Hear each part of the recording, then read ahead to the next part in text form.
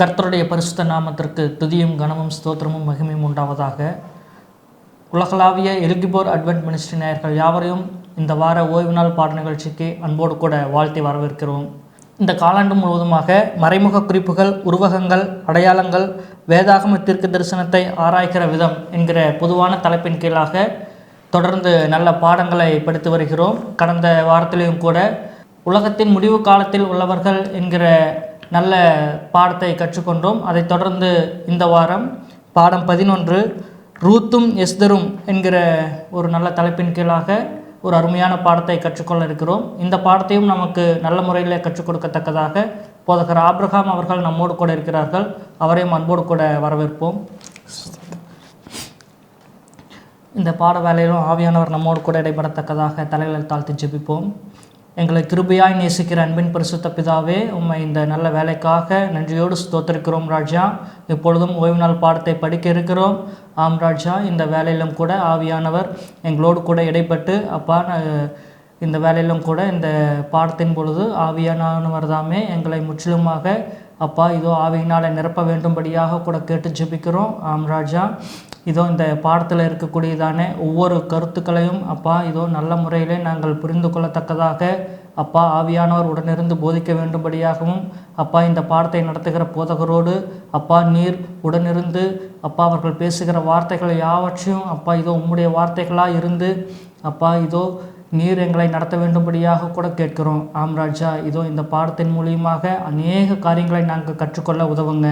ஆம் தகப்பனே, முற்றிலுமாக எங்களை தாழ்த்துகிறோம். தேவன் உண்மையே மகிமைப்படுத்துகிறோம். மீட்பரும் இரட்சகருமாய் இருக்கிற இயேசு கிறிஸ்துனுடைய நல்ல நாமத்தினால் கேட்கிறோம் எங்கள் பிதாவே, ஆமென். பாஸ்டர், ஒவ்வொரு வாரமும் அநேக பாடங்களை ஆண்டவர் கொடுத்துக்கிட்டே வருகிறாரு. இந்த வாரமும் கூட ரூத் மற்றும் எஸ்தரை குறித்து படிக்க இருக்கிறோம். இந்த பாடத்துக்கான முன்னுரை மனன வசனம் சொல்லிடுங்க பாஸ்டர். கர்த்தருடைய பரிசுத்தமான நாமம் மகிமைப்படுவதாக. போதகர் பிரகாஷ் அவர்களோடு கூட இணைந்து மறுபடியுமாய் உங்கள் யாவரையும் இந்த ஓய்வு நாள் பாட நிகழ்ச்சிக்கு அன்போடு கூட நான் வாழ்த்துகிறேன், வரவேற்கிறேன். இந்த காலாண்டு முழுவதும் தீர்க்க தரிசனங்களை ஆராய்கிற விதத்தை பற்றி ஆதியாகமம் தொடங்கி சில புஸ்தகங்கள், சில சம்பவங்களில் இருக்கக்கூடிய முக்கியமான கருத்துக்கள் வழியாக எப்படி கடைசி காலத்தை நம்ம புரிஞ்சுக்கிறது, கடைசி காலத்தில் எப்படி ஆண்டவர் பாதுகாப்பார்ன்றதை புரிந்து கொள்வது என்பதை பற்றி தொடர்ந்து நம்ம படித்து கொண்டு வருகிறோம். இந்த வார பாடம் உண்மையாகவே ஒரு டிஃப்ரெண்ட்டான பாடம். இந்த பாடத்தினுடைய தலைப்பு 2 ஸ்திரீகளை குறித்ததான தலைப்பாக இருக்குது. சரி, 2 ஸ்திரீகளை குறித்த தலைப்பு மாத்திரமா அப்படின்னு சொல்லி பார்த்தீங்கன்னா, பைபிளில் இருக்கக்கூடிய இந்த 66 புஸ்தகங்களில் இந்த 2 புஸ்தகங்கள் மாத்திரம்தான் பெண்களுடைய பெயரை வைக்கப்பட்ட புஸ்தகம். அதில் ஒன்று மோவாபிய ஸ்திரீயினுடைய பெயரை வச்சது, இன்னொன்று யூத ஸ்திரீயினுடைய பெயரை வைத்தது. சரி, அப்போ நமக்கு ஒரு அதாவது பழைய ஏற்பாடு புதிய ஏற்பாடுன்னு சொல்கிற மாதிரி புறஜாதிகள் பேரில் ஒரு புறஜாதியினுடைய பெயரில் ஒரு புஸ்தகமும், யூத ஸ்திரீயினுடைய பெயரில் ஒரு புஸ்தகமும், புறஜாதி கன்வெர்ட் ஆகிறதையும் பார்க்குறோம். இல்லை தங்களை யூதர்கள் என்று வெளிக்காட்டாத ஒரு நபர்கள், அந்த நபர்களும் உண்மையாய் வாழ்ந்ததை குறித்து நம்ம பார்க்கிறோம். இந்த எஸ்தர் புஸ்தகத்தை நான் வாசிக்கும் போதெல்லாம் எப்படியாய் நான் உணர்வேன் என்று சொன்னால், கடைசி காலத்தில் வாழப்போகிற இக்கட்டான காலத்தில் இருக்க போகிற தங்களை சில நேரங்களில் வெளிக்காட்ட முடியாமல் ஆண்டவருக்காய் உண்மையாய் பயபக்தியோடு வாழக்கூடிய உண்மை கிறிஸ்தவர்களை பற்றி இவங்களுக்கு ஒப்பிட்டு நம்ம சொல்லலாம். இந்த நாளில் நம்ம எதெல்லாம் படிக்க போகிறோம்னா, இந்த ரூத்து புஸ்தகத்தில் இருக்கக்கூடிய ரொம்ப முக்கியமான முதல் சம்பவம்.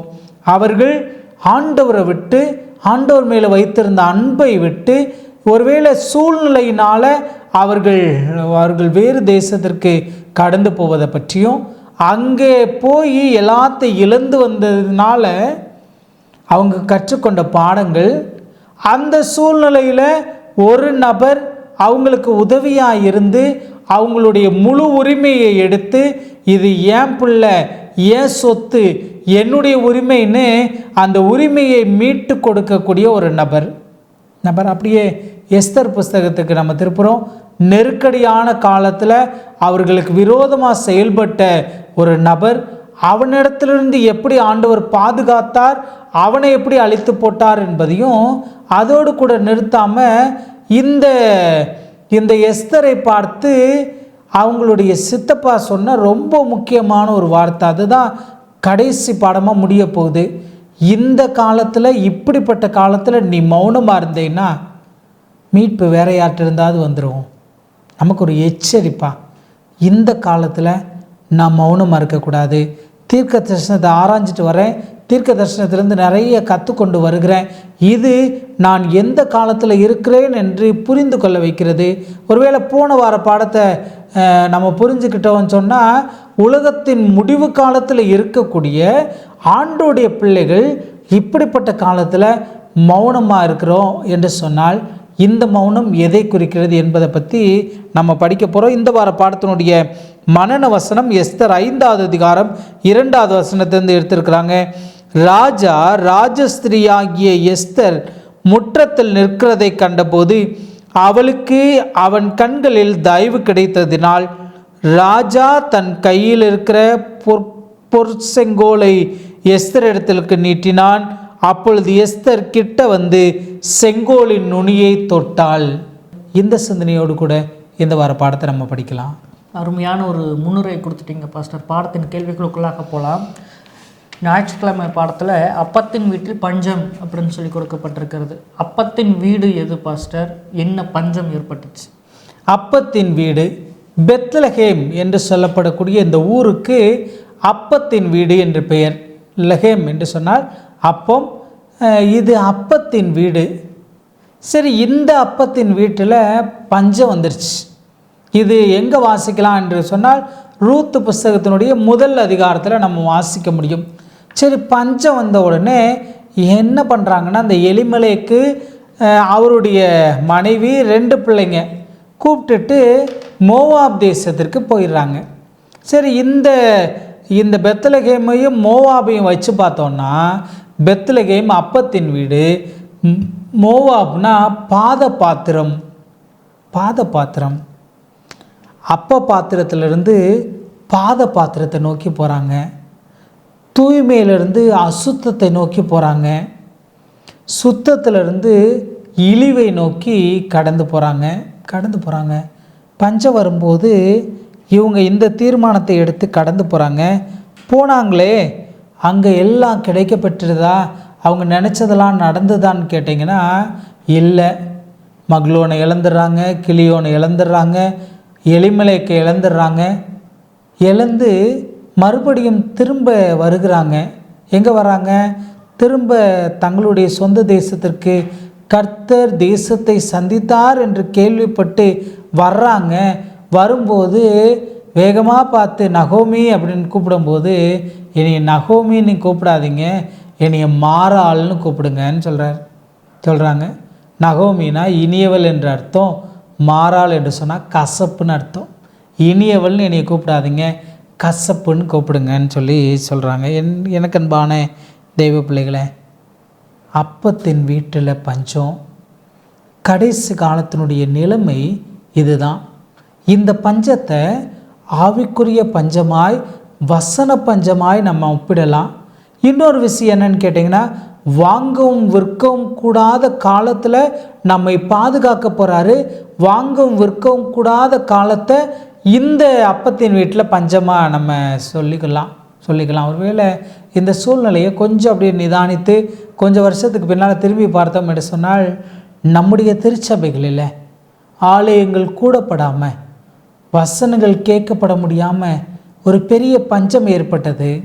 ஒருவேளை அந்த நாட்களில் ஆன்லைன் மூலமாக நிறைய செய்திகளை கேட்டோம், அது உண்மைதான். ஆனால் தேவனுடைய அந்த இல்லம், தேவன் வாசம் செய்யும் அந்த இடம் அரசாங்க கட்டளையினாலே அடைக்கப்பட்டது. அப்பத்தின் வீட்டிலிருந்து உண்மையாக அப்பம் அல்ல, அப்பம் இல்லாத ஒரு சூழ்நிலை. அதற்காக நம்ம அங்கேருந்து மோவாபுக்கு போயிடலாமான்னு கேட்டிங்கன்னா, இல்லை, போகக்கூடாது. போனோம் என்று சொன்னால் எல்லாத்தையும் நிச்சயமாக இழந்து தான் நம்ம என்ன செய்வோம், திரும்பி வரும். இந்த கடைசி காலத்தில் உறுதியாய் நம்ம அவரை பற்றி கொள்ள வேண்டும். அவரை இறுக பற்றிக்கிட்டோம்னா கண்டிப்பாக அவர் பாதுகாப்பு. ஏதேன் தோட்டத்தை நம்ம ஒருவேளை சிந்தித்து பார்த்தோம் என்று சொன்னால், தேவனுடைய பிரசன்னம், அழகான தோட்டம், எல்லாத்தையும் ஆண்டு கொள்ளக்கூடிய உரிமை, எல்லாத்தையும் சாத்தான் கையில் கொடுத்தது போல், அவங்க எல்லாத்தையும் இழந்து போனது போல், நாமும் இந்த கடைசி காலத்தில் சில நேரங்களில் அப்படி தான் இருந்துகிட்ருக்குறோம். அந்த நேரத்தில் நம்ம என்ன தீர்மானத்தை எடுக்கிறோம் என்பதை நம்ம நிதானித்து பார்க்க வேண்டிய பெரும் பொறுப்பு நம்முடைய கருத்தில் இருக்குது. மிகவும் ஒரு தெளிவான ஒரு விளக்கம் கொடுத்துட்டீங்க பாஸ்டர். இப்போது ரூத்தும் போவாசும் அவங்களை குறித்த மறைமுக குறிப்புகளாக என்ன ஒரு தகவல் நம்ம கற்றுக்கலாம் பாஸ்டர்? சரி, நகோமிக்கு ஒருவேளை நான் யோசித்து பார்க்குறேன், நாவடிக்குரிய கண்களோடு கூட பார்க்குறேன். ரொம்ப நாள் கூட இருந்து பாதுகாக்கிற பிள்ளைங்களை இழந்துட்டாங்க, பண்ண வேண்டிய பிள்ளைங்களை இழந்துட்டாங்க. வாழ்விலும் தாழ்விலும் அவன் கூடயே இருப்பேன்னு சொல்லி உறுதிமொழி எடுத்துக்கொண்ட கணவனை இழந்துட்டாங்க. ஆனால் ஒரு மருமகள், ஒருவேளை அந்த பாத்திரத்துக்கு நடுவில் ஆண்டவர் ஒரு அழகான ஒரு குணலட்சணமான ஒரு மருமகளை கொடுக்குறாரு. அவங்க, நீ போகும் தேசம் என் தேசம், உன் தெய்வம் என் தெய்வம், நீ எங்கே போனாலும் உன் கூடையே வருவேன்னு கூடையே வர்றாங்க. கூடையே வரக்கூடிய அழகான இந்த மருமகள் இங்கே வந்த பிறகு நகோமி போவாசின் இடத்துல கேள்விப்பட்டு போவாசின் இடத்துல அனுப்புகிறாங்க. போவாஸுக்கு நிறைய பெயர்கள் இருக்குது. ரூத் 2வது அதிகாரம் வாசிக்கிறேன், 1வது வசனம். நகோமிக்கு அவளுடைய புருஷனாகிய எலிமலைக்கின் உறவு முறையில் போவாஸ் என்னும் பேருள்ள மிகுந்த ஆஸ்திக்காரனாகிய இனத்தான் ஒருவன் இருந்தான். இந்த போவாஸுக்கு இந்த இடத்துல 3 பேர் கிடைக்குது. ஒன்று, ஒரு உறவு முறையான். அவன் எப்படிப்பட்டவன் என்று சொன்னால் மிகுந்த ஆஸ்திக்காரன். இன்னொரு ஒரு பெரிய கிருபை என்னன்னா, அவன் என்னுடைய இனத்தான். 3வது வசனத்தை நம்ம வாசித்தோம் என்று சொன்னால், வம்சத்தானாகிய எலிமெலேக்கின் வம்சத்தானாகிய போவாசுடையதாக இருந்தது. அவர் என்னுடைய வம்சத்தானும் கூட. எனக்கு அன்பான தெய்வ பிள்ளைகளே, நீங்களும் நானும் கர்த்தராய் இயேசு கிறிஸ்துவானவரை சொந்த ரட்சகராய் ஏற்றுக்கொண்டு அவரை இறுக பற்றி கொண்டு அவர் நம்மையில் முழு உரிமை கொடுக்குறாரு, முழு கிருபை அளிக்கிறார். சரி, இந்த கஷ்ட சூழ்நிலையில் இந்த எலிமலைக்கு குடும்பம் போவாசின் இடத்துல போகாமல் எங்கே போயிட்டாங்கன்னா பாத்திரத்தை நோக்கி போயிட்டாங்க, மோவாபுக்கு போயிட்டாங்க. ஆனால் போவாஸ் எங்கே இருக்கிறாருன்னு அங்கே தான் இருக்கிறார். போவாஸ் எப்படிப்பட்டவர் என்று சொன்னால் நம்மை ஆதரிக்கிற உறவு முறையான்னு சொல்கிறார். தொடர்ந்து நீங்கள் வாசித்தீங்கன்னா போவாஸை குறித்து நிறைய சொல்லும். இந்த போவாஸும் என்ன செய்கிறார் என்று சொன்னால், அந்த ஊழியக்காரர்களிடத்தில் அவள் எடுத்துக்கொள்ளட்டும், அவள் எல்லாம் பெற்றுக்கொள்ளட்டும் என்று சொல்லுகிறாரு. 12வது வசனத்தை வாசிக்கிறேன். உன் செய்கைக்கு தக்க பலனை கர்த்தர் உனக்கு கட்டளையிடுவாராக. இஸ்ரவேலின் தேவனாகிய கர்த்தருடைய செட்டைகளின் கீழ் அடைக்கலமாய் வந்த உனக்கு அவராலே நிறைந்த பலன் கிடைப்பதாக. என்ன சொல்கிறாரு? இப்போ நான் கொடுக்கல, யார் கொடுக்குறான்னா அவர் இன்னொருத்தரை காட்டுறார். அவருடைய செட்டை நிழல்ல நீ வந்திருக்கிற. 20வது வசனத்தை நம்ம வாசித்தோம் என்று சொன்னால் அதே இதில் சொல்லும், அந்த மனுஷன் நமக்கு நெருங்கின உறவு முறையானும் நம்மை ஆதரிக்கிற சுதந்திரவாளிகளில் ஒருவனுமாயும் இருக்கிறான். இப்போ ஆதரவு செய்கிற சுதந்திரவாளி, நமக்கு நெருங்கின உறவு முறையா, நமக்கு உதவி செய்ய தகுந்த மிகுந்த ஆஸ்திக்காரன். அவனை விட்டுட்டு போயிட்டாங்க. இன்றைக்கி நாமும் சில நேரங்களில் இந்த நகோமியை போல, இந்த எலிமெலேக்கின் குடும்பத்தை போல, ஆண்டவர் எனக்கு ஐஸ்வர்யவானாய் இருந்து எனக்கு எல்லா ஆசீர்வாதங்களையும் கொடுத்திருக்க, சில அற்ப காரியங்களுக்கு, சில சொற்ப காரியங்களுக்கு என்ன செய்து விடுகிறோம் என்று சொன்னால் ஆண்டவரை விட்டு போய்விடுகிறோம். யோனாவினுடைய ஒரு ஜெபத்தில் ஒரு வார்த்தையை வாசிக்க முடியும். யோனா 2வது அதிகாரம் 8வது வசனத்தில், பொய்யான மாயையை பற்றி கொள்ளுகிறவர்கள் தங்களுக்கு வரும் கிருபையை போக்கடிக்கிறார்கள். இவர்களும் அதற்கு ஒரு உதாரணம் தான். அவங்க கிருபையை போக்கடிச்சிட்டாங்க, எல்லாத்தையும் இழந்துட்டாங்க. ஆனால் போவாஸ் அங்கே இருக்கிறாரு. மறுபடியும் நீங்கள் கடந்து வந்தீங்கன்னா உங்களை ஆதரிக்க நிச்சயமாய் அந்த உறவு முறையான் உங்களுக்கு இருக்கிறார். எனக்கு அன்பான தேவ பிள்ளைகளே, அதே வார்த்தை தான் உங்களுக்கும் இந்த கடைசி காலத்தில் வாழக்கூடிய நெருக்கடியின் காலத்தில் இருந்தீங்கன்னு சொன்னால் ஆண்டவர் சொல்லக்கூடிய பெரிய உறுதிமொழி என்னன்னா, நீங்கள் திரும்பி வந்தீங்கன்னா உங்களை ஆதரிக்க அவர் இரு கரங்களை நீட்டி அவளோடு காத்து கொண்டிருக்கிறார். மிகவும் அழகாக சொன்னீங்க. போவாசை பற்றி அநேக காரியங்கள் சொல்லிட்டீங்க பாஸ்டர். அதே போல் போவாசை ஒரு மீட்பராக எப்படி பார்க்கலாம் அப்படிங்கிறதையும் சொல்லிடுங்க பாஸ்டர். போவாசை மீட்பராய் காண வேண்டும். ஏனென்று சொன்னால் இந்த போவாஸ் தான் உறவு முறை ஆதரவு செய்கிற கூட்டாளி. அவருக்கு தான் உரிமை இருக்குது. ஆனால் இந்த உரிமை பெற்ற இந்த போவாசு என்னத்தை எதிர்பார்க்கிறார் என்று சொன்னால் அவர்கள் கடந்து வர வேண்டும் என்று எதிர்பார்க்கிறார். ஆனால் சாத்தான் என்ன செய்ய நினைக்கிறான் அப்படின்றத நம்ம ஒரு சில விஷயங்களில் புரிந்து கொள்ள முடியும்.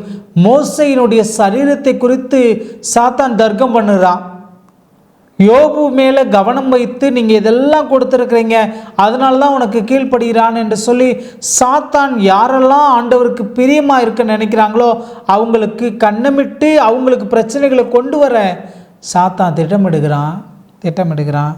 இதை புரிந்தவர்களாக நாம் இந்த ஆதரவு செய்யக்கூடிய இந்த கூட்டாளியை நம்ம பற்றி கொள்ள வேண்டும். கிறிஸ்து முதன்முறையாக மரித்த ஒருவனுக்கு உயிர் கொடுக்கவிருந்தார். ஜீவனின் அதிபதியும் பிரகாசமான தூதர்களும் அந்த கல்லறையை நெருங்கி இருந்தும் தன் மேலாதிக்கத்தை விட்டுவிடக்கூடாதென சாத்தான் எச்சரிப்படைந்தான். தனக்கு சொந்தமான பகுதி என அவன் கூறி வந்த பகுதிக்குள் நுழைய விடாமல் வாதம் செய்வதற்கு தன் தீய தூதர்களுடன் நின்றான். ரொம்ப அழகாக நமக்கு புரிஞ்சுக்கிற மாதிரி இந்த ஆசிரியர் எழுதியிருக்கிறாரு. நெருங்க விடமாட்டான். ஆனால் அவர் செட்டையின் நிழலில் நம்ம வந்தோம் என்று சொன்னால் முழு உரிமையோடு அவர் நம்மை மீட்டுக்கொள்கிறார்.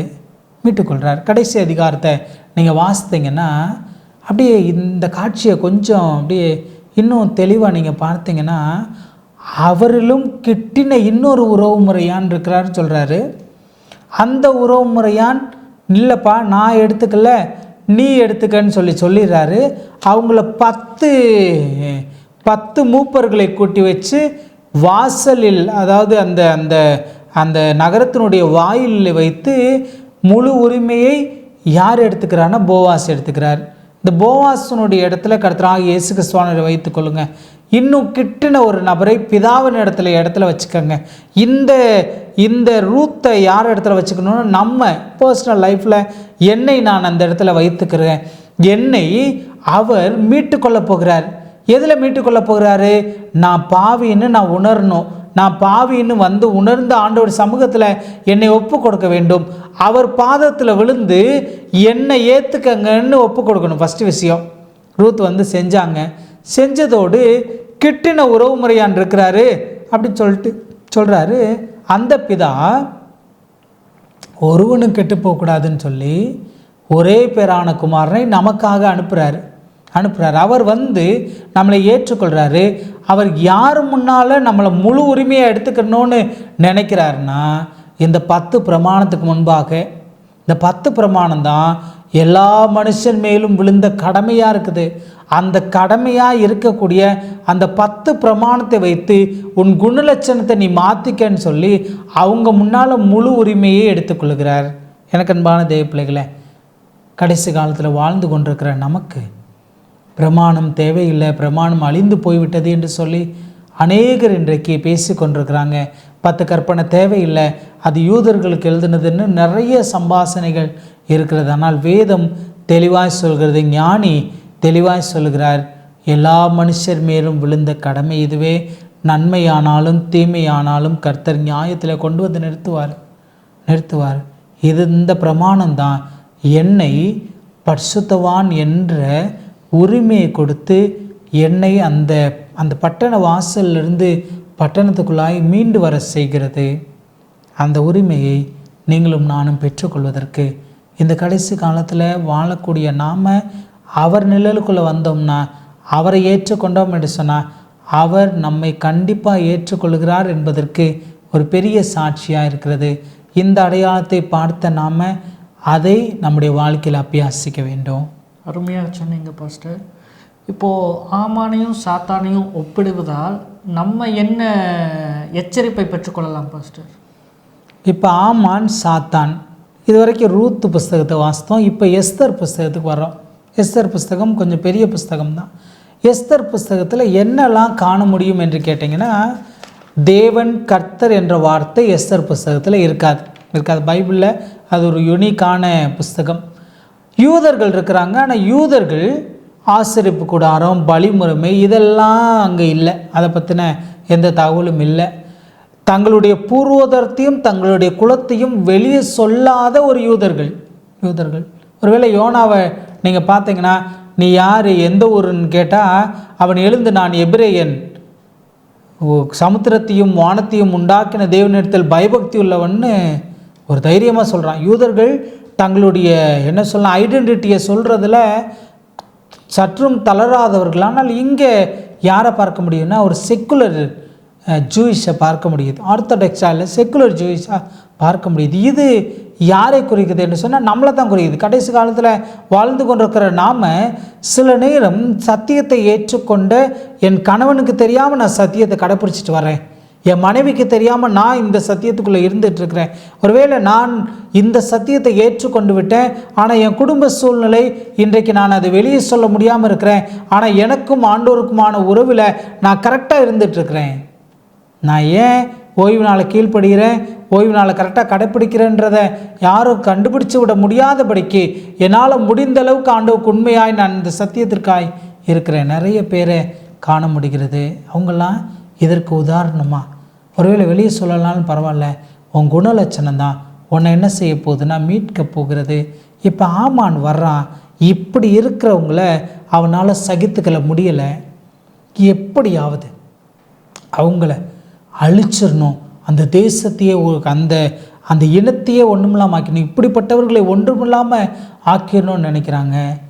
ஒருவேளை இந்த சட்டத்தை ஆமான் ராஜாவினிடத்தில் பேசி கொண்டு வர நினைத்த இந்த சட்டத்தை, தேசிய ஞாயிறு ஆசரிப்பு சட்டத்திற்கு நீங்கள் ஒப்பிட்டீங்கன்னு சொன்னால், சாத்தான் கண்டிப்பாக இந்த பிரச்சனையெல்லாம் கொண்டு வரும்போது ஆண்டவர் நம்மை பாதுகாக்க ராஜாவினுடைய கண்களில் தயவையும் நமக்கு பாதுகாக்க ஒரு பெரிய கிருபையும் கண்டிப்பாக ஆண்டவர் நமக்கு தருவார். ஆமான் சாத்தானுக்கு ஒப்பிடப்பட்டது என்று சொன்னால், நம்மை மூர்க்க வெறியோடு அவன் தேடி கொண்டிருந்தாலும், கெச்சிக்கிற சிங்கம் போல யாரை விழுங்கலாமோன்னு தேடிட்டு இருந்தாலும், ஆண்டவர் நம்மை பாதுகாக்க அவர் கிருபையாக இருக்கிறார்.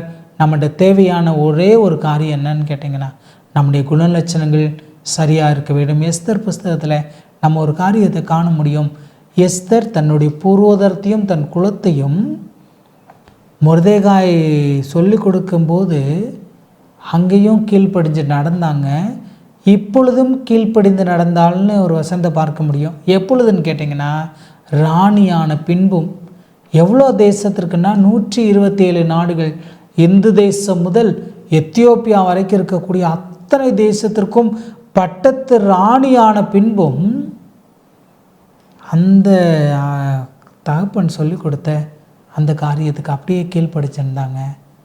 எனக்கு எந்த உயர்வு கிடைச்சாலும், எந்த தாழ்வுக்கு நான் போனாலும், என் வாழ்க்கை மாறாளாக இருந்தாலும் இல்லை நகோமியாக இருந்தாலும், இனியவள் என்ற நிலையில் இருந்தாலும் கசப்பு என்ற நிலையில் இருந்தாலும், ஆண்டவரை மாத்திரம் நான் பற்றி கொண்டு அவரோ மாத்திரம் அவர் சத்தியம் மாத்திரம் அப்படி நெருக பிடிச்சிக்கிட்டேன்னு சொன்னான். ஆபத்து நெருங்கி வர மாதிரி தெரியலாம்.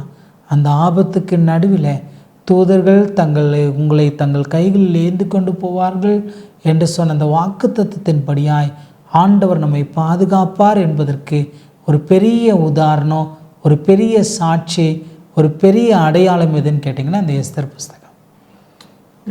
பாடத்தின் ஒவ்வொரு கேள்விகளுக்கும் தெளிவான விளக்கங்கள் கொடுத்துட்டு வரீங்க பாஸ்டர். பாடத்தின் கடைசி கேள்வியாக, இப்படிப்பட்ட காலத்துக்கு உதவி என்று சொல்லப்பட்டிருக்கிறது, அது எந்த காலம் பாஸ்டர்? போன பாடத்திலே லைட்டாக நான் சொல்லிட்டேன். இப்படிப்பட்ட காலத்தில் ஆண்டவர் உதவி கரங்களை ஆண்டவர் ஏற்படுத்துகிறார். அதிகாரியுடைய கண்களில் தயவை ஏற்படுத்துகிறார். மனப்பாட வசனத்தில் நம்ம பார்த்தது போல பொற்செங்கோலை சட்டத்தை மீறி ராஜாவால் நீட்ட முடியும். ஆண்டவர் கண்டிப்பாக நமக்கு பாதுகாவலின் அனுமதியை கொடுத்துருக்கிறார். ஒருவேளை அப்படி இது மொர்தெகாய் வணங்கலைன்றதில் பிரச்சனை, பூர்வோதரத்தை சொல்லலைன்றதில் பிரச்சனை, அவங்க யூதர்கள் அழிக்கணுன்றதில் பிரச்சனை. இதே முயற்சியை தான் நேபுகாத்நேச்சர் மன்னனும் ஏறெடுக்கிறான். இதே முயற்சியை தான் இதே மீடோபேசியாவில் இருக்கக்கூடியவங்க எடுக்கிறாங்க. ஆனால் எப்படி தானியேலையும் தானியேலுடைய நண்பர்களையும் ஆண்டவர் பாதுகாத்தாரோ அதே போல் நம்மையும் கண்டிப்பாக பாதுகாப்பார். சரி, இப்படிப்பட்ட காலத்தில் உதவின்னு சொல்லி தலைப்பு கொடுத்துருக்கிறது. இப்படிப்பட்ட காலத்தில் என்று சொல்லப்படக்கூடிய இந்த வார்த்தை எஸ்தர் புஸ்தகத்தில் மொர்தெகாய் மிகுந்த கோபத்தோடு எஸ்தரை பார்த்து சொல்கிற ஒரு வார்த்தை. இப்படிப்பட்ட காலத்தில் நீ மௌனமாக இருந்தால் ரட்சிப்பு வேறு யார் மூலமாவது வந்துடும். சரி, இப்படிப்பட்ட காலத்தில் மீதமான திருச்சபையின் விசுவாச பிள்ளைகளாகிய நீங்களும் நானும், சத்தியத்தை அறிந்தவர்களாகிய நீங்களும் நானும், இந்த உண்மைகள்லாம் தெரிந்துக்கிட்டவர்களாகிய நீங்களும் நானும் எப்படி இருக்க போகிறோம் என்பது தான் இன்றைக்கு இருக்கக்கூடிய ரொம்ப முக்கியமான ஒரு கேள்வி. இப்படிப்பட்ட காலத்தில் நான் எப்படி இருக்கிறேன்? என்னுடைய குணாதிசயம் எப்படி இருக்கிறது? நான் பரலோக பிரஜையாகிறதற்கு தகுதியுள்ளவனாய் நான் வாழ்ந்து கொண்டிருக்கிறேனா என்பதை நிதானித்து பார்க்க நீங்களும் நானும் இந்த பாடங்களை தெளிவாக நம்ம படிச்சுக்கிடுவோம். கடைசி காலத்தில் அன்றைக்கு உதவி கிடைத்தது போல் கண்டிப்பாக நமக்கும் ஆண்டவர் உதவி கரங்களை ஏற்படுத்துவார். அப்படி ஒருவேளை உதவியே இல்லைனாலும் சாதராக் மேஷாக் ஆபேத்நேகோ சொன்னாங்களே, நாங்கள் ஆராதிக்கிற தேவன் எங்களை தப்புவிக்க வல்லவராக இருக்கிறாரு, தப்புவியாமல் போனாலும் நீர் நிறுத்துகிற சிலையை வணங்க மாட்டோம்னு நின்றோம் என்று சொன்னால், ஒருவேளை இரத்த சாட்சியாய் மரிக்கிற நம்ம நிச்சயமாய் பரலோக ராஜ்யத்தில் ஒரு மடங்கு அதிகமாய் தேவனுடைய கிருபை பெற்றவர்களாய் நித்தியமாய் அவரோடு கூட வாழ கர்த்தர் நமக்கு உதவி செய்வார். தலைகளை தாழ்த்தி ஜெபம் செய்வோம். எங்கள் கண்மலையும் மீட்பெருமாகிய நல்ல கர்த்தாவே, இந்த நாளில் கற்றுக்கொண்ட இந்த பாடங்களுக்காய் ஸ்தோத்திரம். ஆண்டவரே, தெளிவான புரிந்து கொள்ளுதலை தாங்க, உடைய உன்னதமான கிருபை எங்களை தாங்கட்டும். கிறிஸ்து இயேசுவின் வழியாய் ஜெபிக்கிறோம். எங்கள் ஜெபம் கேளும் ஜீவனுள்ள நல்ல பிதாவே, ஆமென். கிறிஸ்துவின் நாமத்தினால் மீண்டுமாக உங்களை வாழ்த்துகிறேன். இது வல்லமையுள்ள தேவனுடைய ஊழிய பணியில் எல்கிபோர் அட்வென்ட் மினிஸ்ட்ரி. இது போன்ற நல்ல சத்தியங்கள் அடங்கிய நிகழ்ச்சிகள் மற்றும் ஆவிக்குரிய பாடங்களுக்காக தொடர்ந்து எங்களோடு இணைந்திருங்கள். இந்த நிகழ்ச்சிகள் யாவும் உங்களுடைய யூடியூப் பக்கங்களுக்கு வர எங்களுடைய சேனலை சப்ஸ்கிரைப் செய்யுங்கள்.